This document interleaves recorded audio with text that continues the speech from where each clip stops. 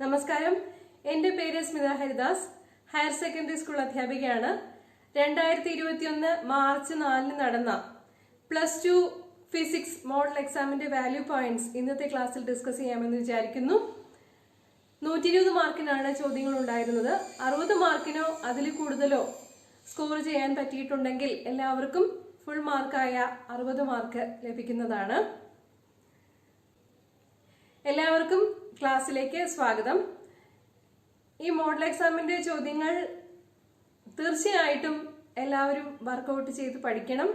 അതിൽ നിന്ന് ഒരുപാട് ക്വസ്റ്റ്യൻസ് പബ്ലിക് എക്സാമിന് പ്രതീക്ഷിക്കാവുന്നതാണ്. ആശംസകൾ. 1 മുതൽ 8 വരെയുള്ള ചോദ്യങ്ങൾക്ക് 1 മാർക്ക് വീതമാണ്. ആദ്യത്തെ ചോദ്യം, the name of the wave associated with matter is called dash.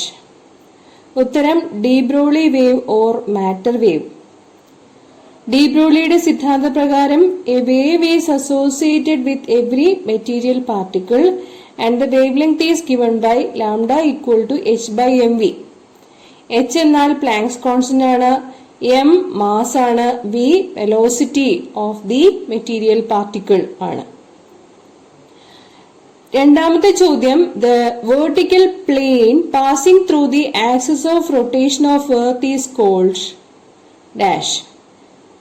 Geographic meridian എന്നതാണ് ഉത്തരം.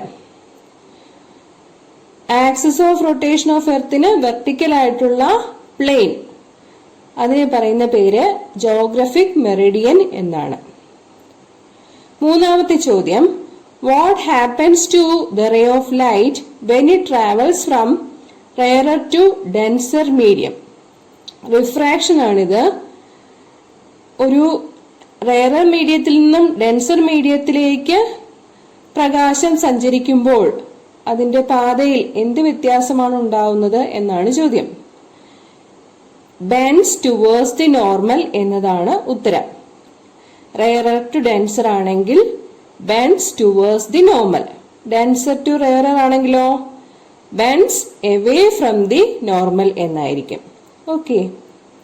നാലാമത്തെ ചോദ്യം, which physical quantity is quantized in Bohr's second postulate?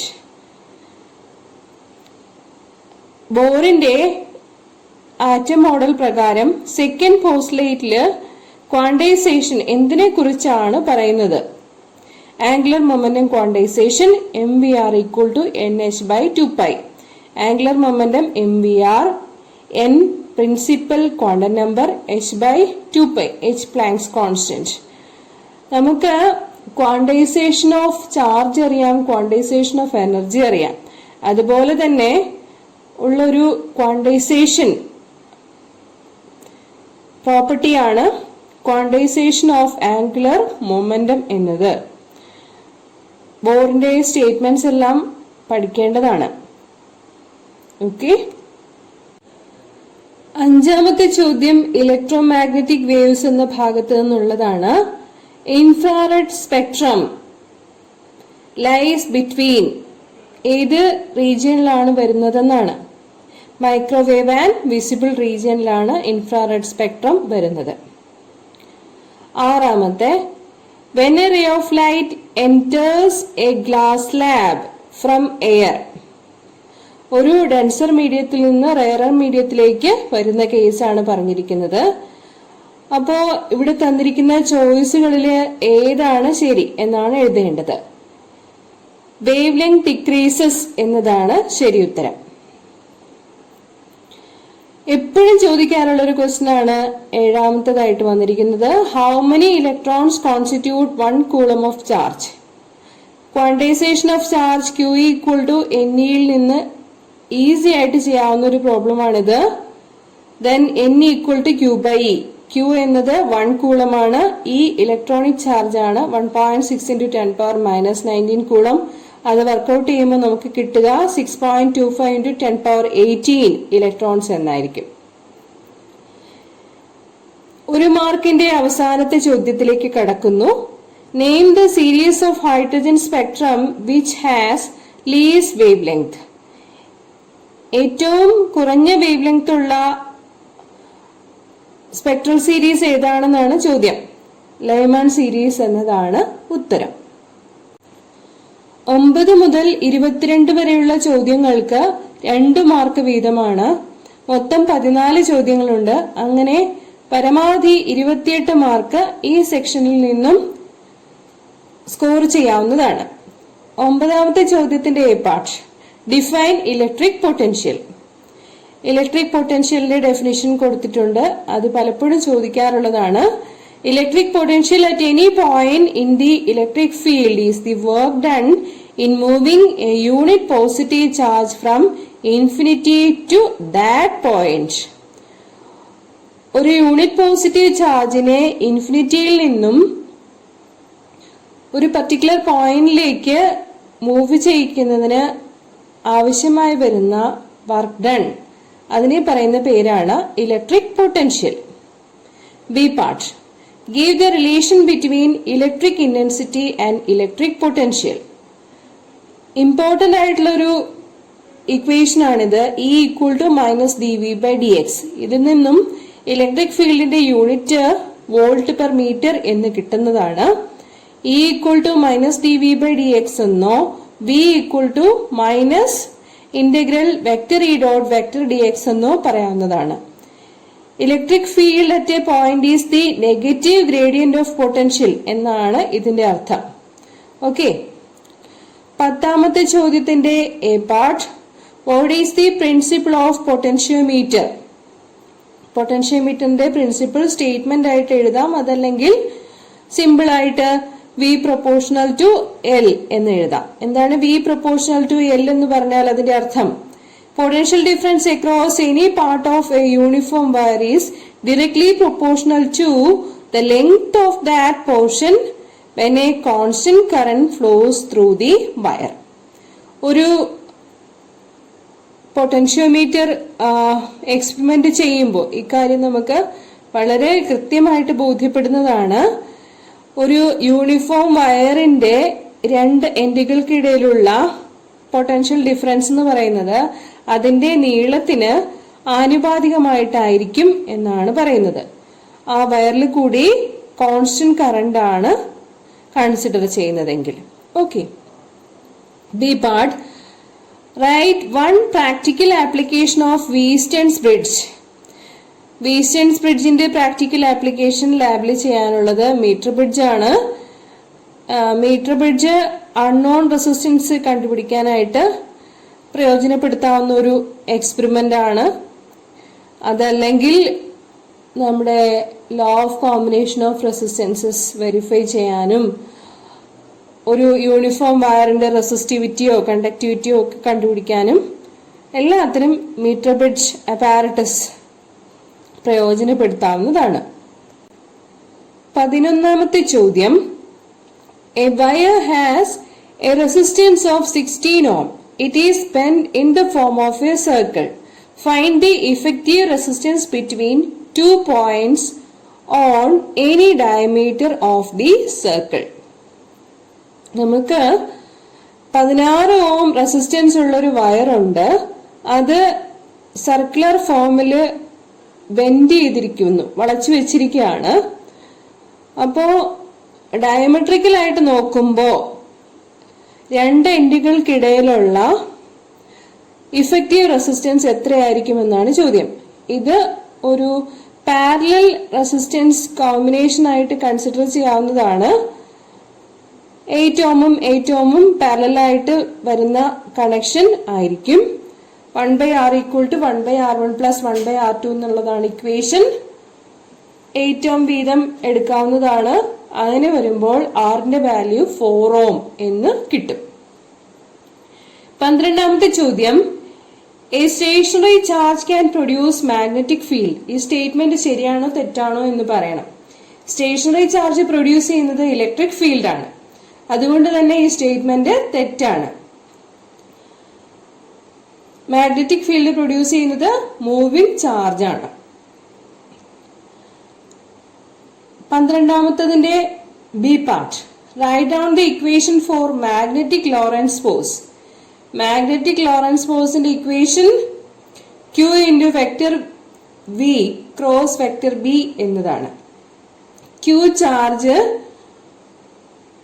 ഉള്ള ഒരു മൂവിംഗ് പാർട്ടിക്കിൾ ബി വെലോസിറ്റിയിൽ ബി മാഗ്നറ്റിക് ഫീൽഡിലേക്ക് എൻട്രി ചെയ്യുകയാണെങ്കിൽ അതിൽ അനുഭവപ്പെടുന്ന ഫോഴ്സിനുള്ള ഇക്വേഷൻ ആണ് F equal to q into vector B cross vector B എന്നത്. അല്ലെങ്കിൽ അതിന്റെ മാഗ്നിറ്റ്യൂഡ് എടുക്കുമ്പോൾ QVB സൈൻ തീറ്റ.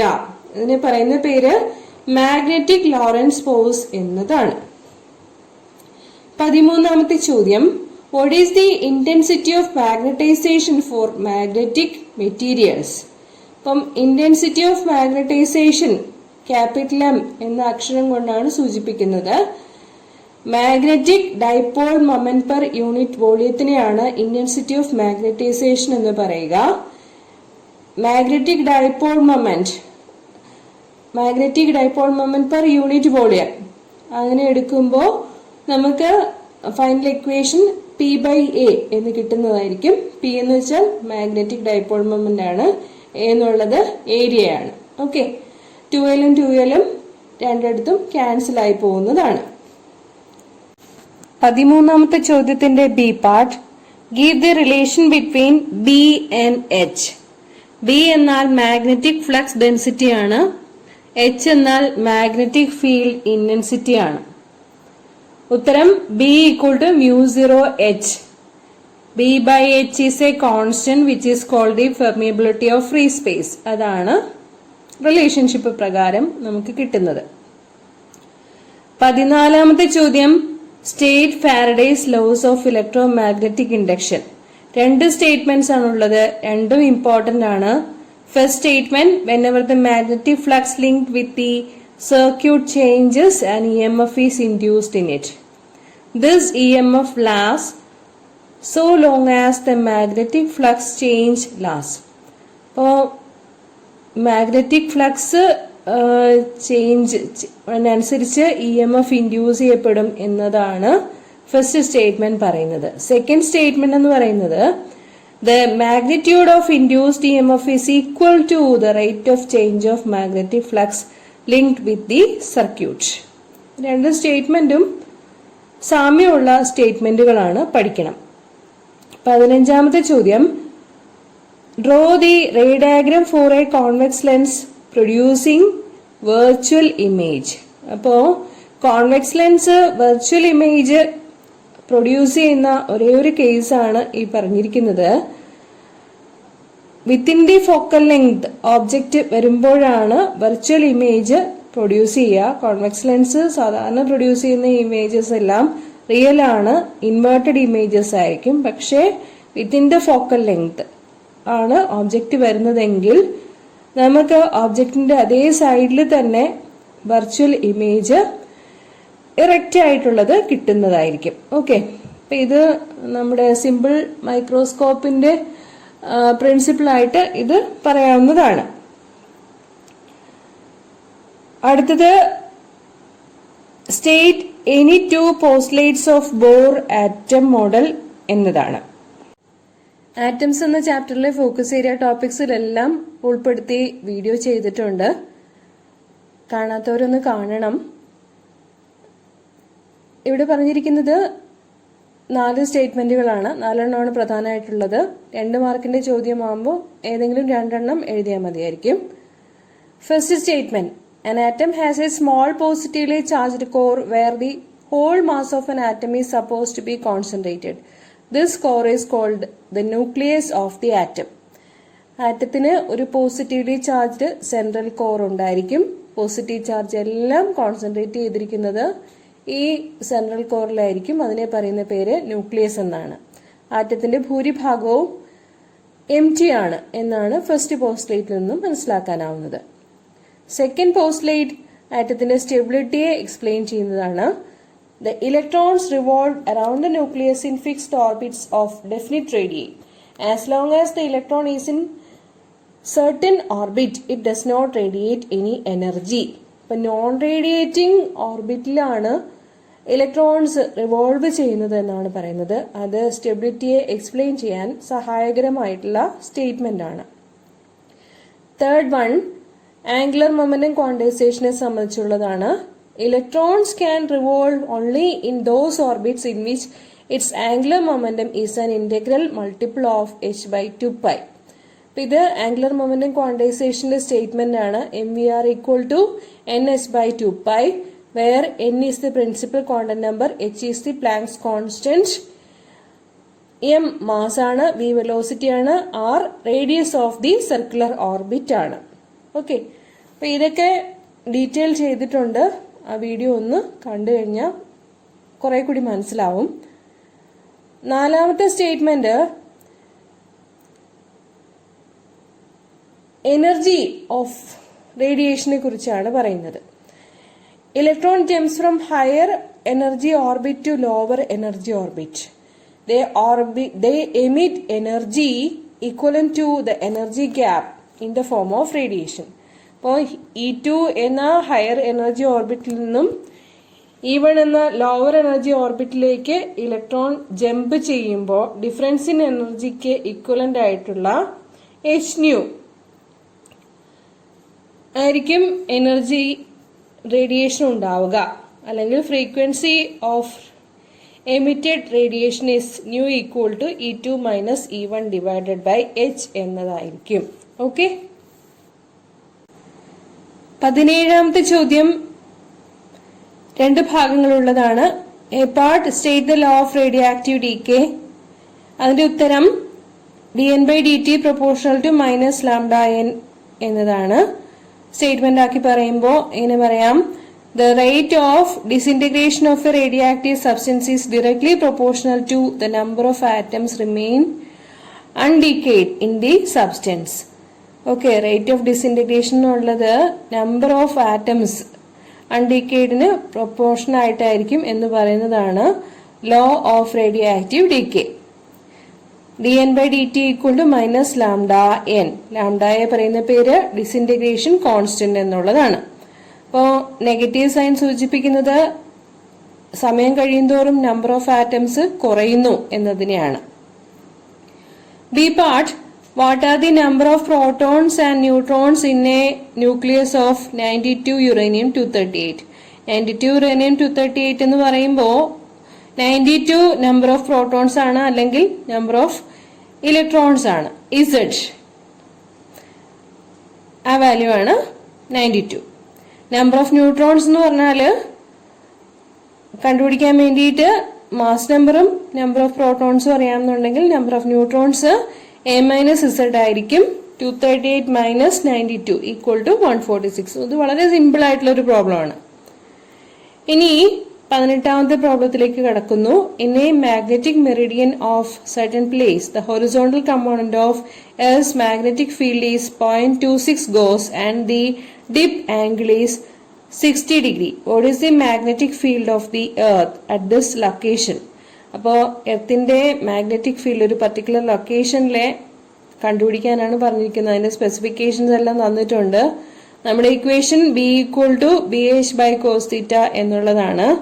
BHന്റെ വാല്യൂ തന്നിരിക്കുന്നത് 0.26 into 10⁻⁻⁴ ടെസ്ല എന്നതായിരിക്കും. 1 ഗോസ് എന്ന് പറഞ്ഞാൽ 10⁻⁻⁴ ടെസ്ല ആണ്. ഇനി തീറ്റ തന്നിരിക്കുന്നത് 60 ഡിഗ്രി ആണ്. സോ ആ വാല്യൂ cos 60 കൊടുക്കണം. അങ്ങനെയാവുമ്പോൾ നമുക്ക് കിട്ടുന്ന ഉത്തരം 0.52 into 10⁻⁻⁴ ടെസ്ല എന്നതായിരിക്കും. Okay, the magnetic field of earth at this location where the dip angle is 60 degree എത്രയായിരിക്കും? 0.52 into 10⁻⁻⁴ ടെസ്ല ആയിരിക്കും. 19ാമത്തെ ചോദ്യത്തിന്റെ എ പാർട്ട് പലപ്പോഴും ചോദിക്കാറുള്ളൊരു ചോദ്യമാണ്. Give the principle of a transformer. Mutual induction ആണ് principle. B part, give the 2 energy losses in transformer. 4 പ്രധാനപ്പെട്ട losses ആണ് സൂചിപ്പിക്കാനുള്ളത്. 1 resistance of the windings, 2 eddy currents, 3 magnetic flux leakage, 4 hysteresis loss. അപ്പോൾ 2 മാർക്കിന്റെ ചോദ്യമായതുകൊണ്ട് ഏതെങ്കിലും 2 എളുപ്പമുള്ളത് എഴുതിയാൽ മതിയായിരിക്കും. 4 തന്നിട്ടുണ്ട്. 20ാമത്തെ ചോദ്യം, draw the phasor diagram with V and I for an inductive circuit. നമുക്കറിയാം ഇൻഡക്റ്റീവ് സർക്യൂട്ടിന്റെ വോൾട്ടേജ് വി എൽ എന്നെടുക്കുകയാണെങ്കിൽ V L lags I by pi by 2. Voltage കറണ്ടിനെ ലാഗ് ചെയ്യുന്നത് പൈ ബൈ 2ലായിരിക്കും. അപ്പൊ ഇവിടെ ഗ്രാഫ് അല്ലെങ്കിൽ ഫേസർ ഡയഗ്രാം കാണിച്ചിരിക്കുന്നത് ശ്രദ്ധിച്ച് വരയ്ക്കുക. B part, what is the phase difference between V and I in an inductive circuit? നമ്മൾ സൂചിപ്പിച്ചു കഴിഞ്ഞു, V L lags I by pi by 2 എന്നത്. സോ പൈ ബൈ 2 എന്നതാണ് ആൻസർ.